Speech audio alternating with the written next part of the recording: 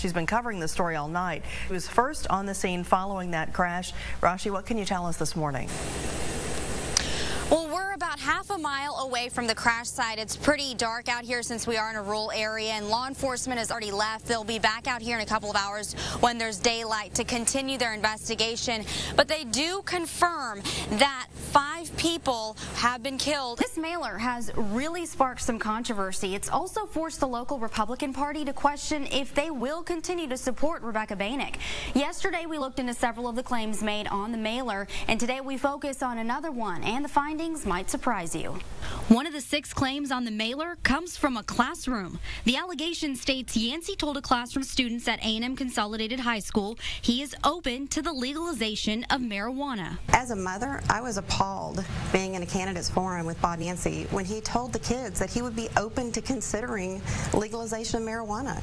You don't pander for votes with 18-year-olds. And as a mother, if my child had been in that classroom, I would have been up at the school that afternoon. So we went to consult. So when Mr. Yancey was speaking, you were in the classroom? Yes. Slovak is a government teacher at the high school. He says both Bob Yancey and Rebecca Banick visited his class a few weeks ago to participate in a candidate forum.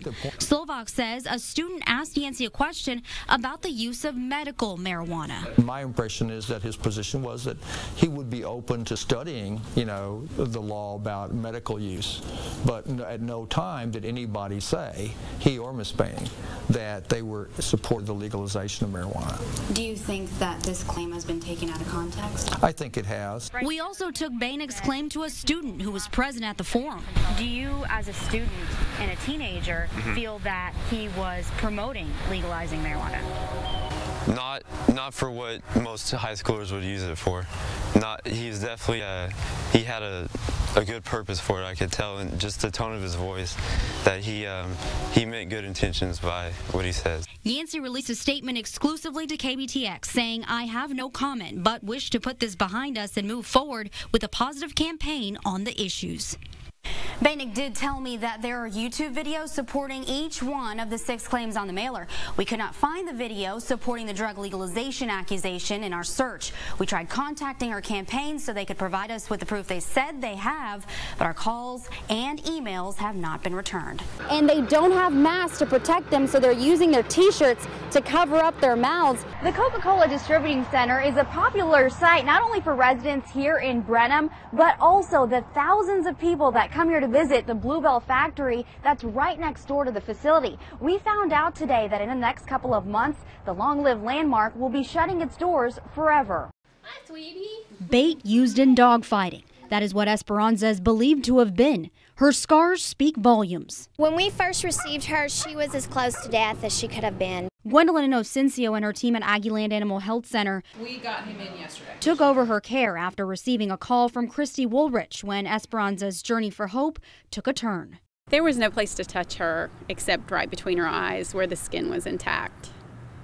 The rest was burned or kind of scraped looking. Woolrich found Esperanza on the side of her house back in August. 65% of her body was believed to have been burned by lighter fluid. Bite marks covered her skin. And there were a couple of times where we had a meeting and we really thought that this was it. But then she'd bounce back the next day after a bad day. And so we just took it day by day. With each breath, Esperanza gasped for life, something she wasn't ready to give up. After dozens of surgeries, You ready to go to the parade? Oh, girlie, the Queen was ready to take her spotlight. She was honored at the 85th annual Bryan College Station Christmas Parade. People were amazed she's alive, including Woolrich. I was scared the whole time that I'd call up and check on her and that they would tell me that she'd had to be euthanized, and every day was a big surprise when she was still fighting. I think it's helped open my eyes and everyone's eyes to the possibilities.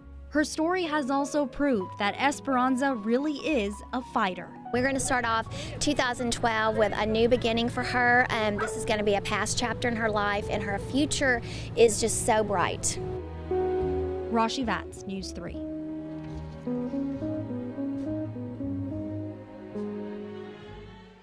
A lot more going on here on Aggie Game Day. For more on that, we check in with Rashi Vats in the Fan Zone. Hey, Rashi. Hey, John, thanks so much. Aggie Game Day is just starting. Fans are slowly making their way to Kyle Field. I don't know what I need to do. It's too hard sleeping in the nights. Being comfortable at home seems like an impossible task for the Tirados. Put another sweater on and another pants. The family of 4 lives in Bryan. Sometimes we don't have food to eat. Their daily struggles include figuring out how they will afford meals for the day. We have that one here in delivery. We told you about their story at the start of the cold season. For $45, they bought their hope for warmth with money saved year-round. They're worrying about spending $45 on a heater, and we'll spend that on lunch. Enter a complete stranger, Scott Biddle. He and his friend watched our story and wanted to help. Hi, do you remember me? It was all a complete surprise for the Tirados. Right at their doorstep was hope. We wanted to do something to try to help you out. So we got some electric blankets for you. Hopefully help keep you warmer than the small heater you have, and we also wanted to help you with your electric bill. And that's fine. Thank you very much. Yeah, I think this helps. Okay. Biddle and his friend prepaid their electric bill for the next 3 months to get them through the winter. The generosity was overwhelming for them. But wait, there's more. Appreciate that you will do this for us. And we got some gift cards for you. There's $200 from Target, $200 from HEB. Thank you very much. I appreciate it. What you do for us. Everybody's looking for you. Biddle hopes for only one thing in return. Wish that everybody else that can help will help and go out and go to Blue Christmas or the Salvation Army or Red Cross. Give what you can. Thank you very much. Now the Tirado family can live in the comfort of their home. Rashi Vats, News 3.